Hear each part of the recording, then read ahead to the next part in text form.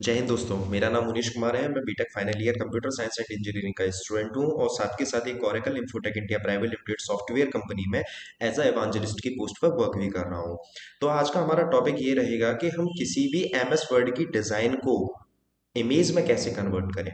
क्योंकि किसी भी एमएस वर्ड में जब हम कोई भी डिज़ाइन करते हैं तो डिज़ाइन जो होती है वो या तो पीडीएफ फॉर्मेट में सेव होती है, ठीक है, या फिर आप डॉक फाइल में उसे सेव करते हो यानी डॉट डॉक में सेव करते हो या डॉट पीडीएफ में आप उसे सेव करते हो, बट वो इमेज में यानी डॉट जेपीजी और डॉट पीएनजी एक्सटेंशन में सेव नहीं होती, यानी वो इमेज में कन्वर्ट नहीं होती है। जैसे कि एज फॉर एग्जांपल देखेंगे हम एक बार, जैसे मैं अपना एमएस वर्ड ओपन करता हूँ। एमएस वर्ड को ओपन करने के बाद मैं क्या करता हूँ, यहाँ से किसी भी शेप को ड्रॉ कर लेता हूँ। ठीक है ना, एक शेप को मैंने ड्रॉ कर लिया और इस फाइल को मैंने सेव किया, तो मोर ऑप्शन में गए।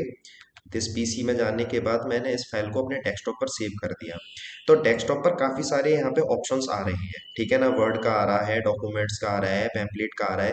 अगर पैम्पलेट में भी मैं इसको सेव करूंगा तो इमेज क्या है, जो मैंने सेव बनाई है वो सेव नहीं आएगी।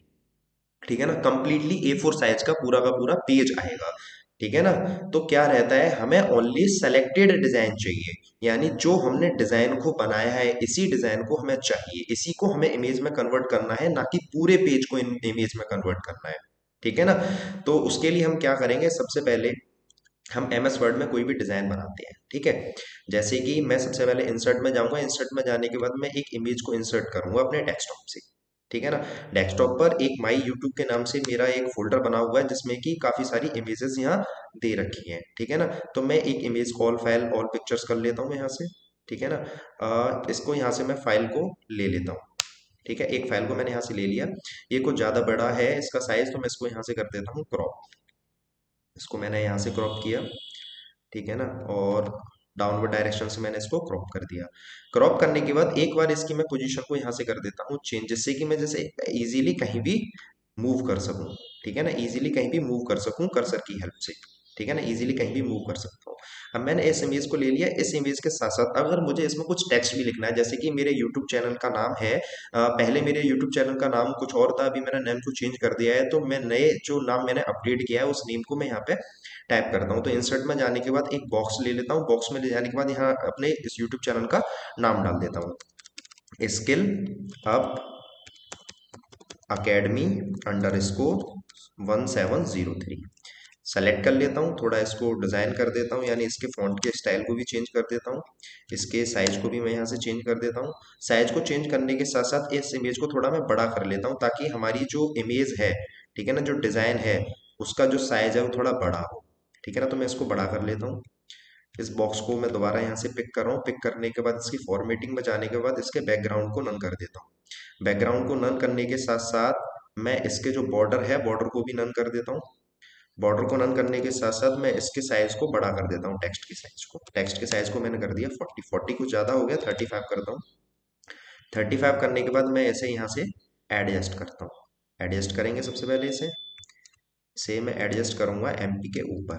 ठीक है ना, क्योंकि ये जो यूट्यूब पे है चैनल है उसका मैंने नाम रखा हुआ है एमपी स्किल अकेडमी। ठीक है ना, तो मैंने ये किया, ये कुछ ज़्यादा लेंथी हो चुका है, ज़्यादा लेंथी हो चुका है, तो इमेज को थोड़ा बड़ा कर लेते हैं। ठीक है ना, इमेज को थोड़ा और बड़ा कर लेते हैं, इमेज को थोड़ा और बड़ा। अब हमें क्या करना है कि सबसे पहले जो जो भी इंडेक्सेस हमने इसमें ऐड किए हैं या जो भी इमेजेस हमने इसमें ऐड किए हैं उनको सेलेक्ट करना है। सेलेक्ट करने का प्रोसेस क्या रहता है, सबसे पहले फर्स्ट कॉलम को मैं क्लिक करूंगा। ठीक है ना, क्लिक कर लिया, उसके बाद अपने कीबोर्ड में शिफ्ट के बटन को प्रेस करके रखूंगा, शिफ्ट के बटन को प्रेस करने के साथ साथ सेकंड जो इमेज है उसे भी सेलेक्ट कर लूंगा, यानी कि दोनों इमेजेस एक साथ हमारी सेलेक्ट हो जाएंगी। सेलेक्ट होने के बाद मैं क्या करूंगा, इसे यहाँ से कट कर दूंगा। कट करने का ऑप्शन जो होता है, जो हमारी कीज होती हैं वो होती हैं कंट्रोल प्लस एक्स। कट करने के बाद मैं अपने सर्च बार में जाऊंगा और यहाँ पे सर्च करूंगा पेंट। ठीक है ना, पेंट सर्च करने के बाद पेंट ऑप्शन ओपन हो चुका है, मैं इसे यहाँ पे कर दूंगा पेस्ट। पेस्ट करने के लिए शॉर्टकट की जो होती है वो होती है control V, V for van वाली वी। ठीक है ना, मैंने इसको यहाँ जाके कर दिया, पेस्ट कर दिया। ठीक है ना, पेस्ट करने के बाद इस पेज को मैं यहाँ से अब एडजस्ट कर देता हूँ इसके साइज के अकॉर्डिंग। ठीक है ना, थोड़ा ऊपर से एडजस्ट करेंगे, अभी एडजस्ट कर लिया, एडजस्ट हो गया। एडजस्ट होने के बाद कंट्रोल एस करके सेव करूंगा, या फिर सेकंड ऑप्शन मेरे पास ये है कि मैं फाइल के ऑप्शन में जाऊंगा, सेव एज के ऑप्शन पे जाऊंगा। अब मुझे कौन किस फॉर्मेट में इस इमेज को सेव करना है, पीएनजी या जेपीईजी, यानी जेपीजी यानी जेपीईजी और जेपीजी दोनों एक्सटेंशन सेम ही है, दोनों में से किसी एक एक्सटेंशन में आप इसे सेम सेव कर सकते हैं और अदर फॉर्मेट भी आप यूज कर सकते हैं। मैं तो जेपीजी में इसको सेव करना चाहूंगा।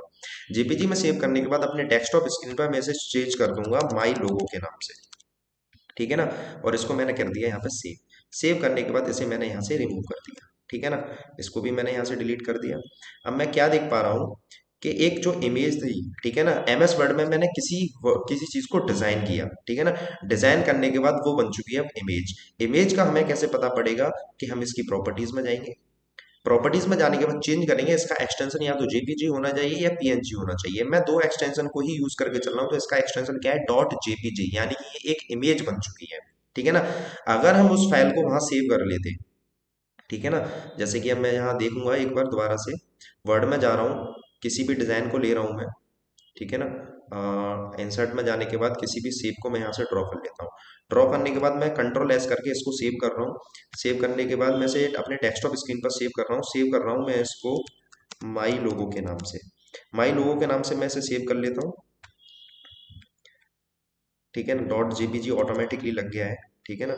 अब डॉक्यूमेंट को मैं हमेशा यूज करता हूँ वर्ड 97/2003 डॉक्यूमेंट में। अब इसको मैं टेम्पलेट में सेव करके देखता हूँ, वर्ड 97/2003 टेम्पलेट। इसको मैं यहाँ से कर देता हूँ सेव, और ये मैंने कर दिया यहाँ पे सेव। सेव करने के बाद कंटिन्यू का ऑप्शन आ गया, मैंने इसको छोड़ दिया यहाँ से, मैंने इसको यहाँ से कट कर दिया। अब मेरी जो फाइल है वो मेरी डेस्कटॉप स्क्रीन पर फाइल आ चुकी है। एक मिनट, कोई इशू आ रहा है। अगेन हम इसको देखते हैं, ठीक है ना। अगेन जाते हैं हम इसमें, एमएस वर्ड में जाते हैं। एमएस वर्ड में जाने के बाद किसी भी एक माई लोगो के नाम से मैंने एक फाइल यहाँ पे सेव कर रखी थी, ये माई लोगो। तो माई लोगो के नाम से जैसे ही हमने फाइल को ओपन किया तो पूरा का पूरा पेज ओपन हो रहा है, ना कि जो हमने शेप ली थी वो शेप ओपन हो रही है, ठीक है ना। दोबारा से करके देखते हैं। मान के चलो इसी शेप को हमें इमेज में कन्वर्ट करना है, तो हम क्या करेंगे, एमएस वर्ड में कोई भी डिजाइन को डिजाइन करेंगे, उस डिजाइन को वहां से कट करेंगे, पेंट में जाने के बाद उसे पेस्ट कर देंगे। पेंट में जाने के बाद उसे क्या कर देंगे, पेस्ट। पेंट में जाने के बाद पेस्ट कर दिया और उसको वहां से कर दिया कंट्रोल एस करके सेव। और अपने डेस्कटॉप स्क्रीन या जिस भी फोल्डर में आप उसको सेव करना चाहते हैं वहां जाके सेव कर देंगे। मैं यहाँ पे नाम डाल दूंगा इसका इमेज 1। इमेज 1 करके मैंने नाम डाल दिया, और इसको जेपीजी से किस में चेंज कर दिया, पीएनजी में सेव चेंज करके, ठीक है ना। सॉरी, इसको मैंने चेंज कर दिया, मैं इमेज 3 डाल देता हूँ क्योंकि पहले से इमेज सेव है। जेपीजी को मैं किस में कर देता हूँ, पीएनजी में कर देता हूँ, और इसको यहाँ से कर देता हूँ सेव। सेव करने के बाद मैं क्या देख पा रहा हूँ कि यहाँ पूरा का पूरा पेज है, ठीक है ना। एमएस वर्ड में अगर इसको सेव करता हूँ तो पूरा पूरा पेज आता है, बट यहाँ पे क्या है, ओनली उतना ही एरिया आया है जो कि सेलेक्टेड था। सेलेक्टेड एरिया को हमने किस में चेंज कर दिया, इमेज में चेंज कर दिया। इमेज का कैसे पता पड़ेगा, हम इसका एक्सटेंशन चेक करेंगे प्रॉपर्टीज में जाके। तो एक्सटेंशन क्या दे रखा है यहाँ, पीएनजी एक्सटेंशन दे रखा है। क्या दे रखा है, एक्सटेंशन डॉट पीएनजी, यानी डॉट पीएनजी और जेपीजी वाली जो भी फाइल होती है वो इमेज फाइल होती है, ठीक है ना। तो आज के टॉपिक के लिए इतना ही था। मैं बस आपको ये बताना चाह रहा था कि किसी भी एमएस वर्ड में कोई भी डिजाइन हम करते हैं तो उसको इमेज में कैसे कन्वर्ट करें।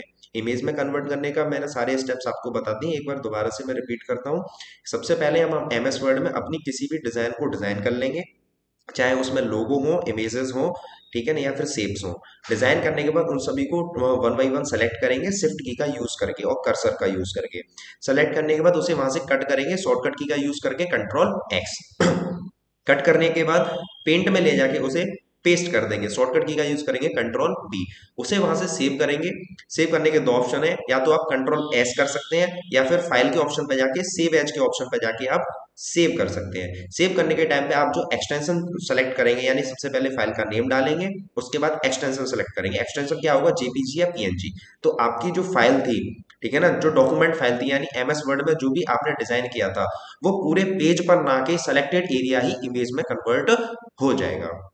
ठीक है, आज का हमारा यही टॉपिक था। मिलेंगे नेक्स्ट टॉपिक में। जय हिंद दोस्तों।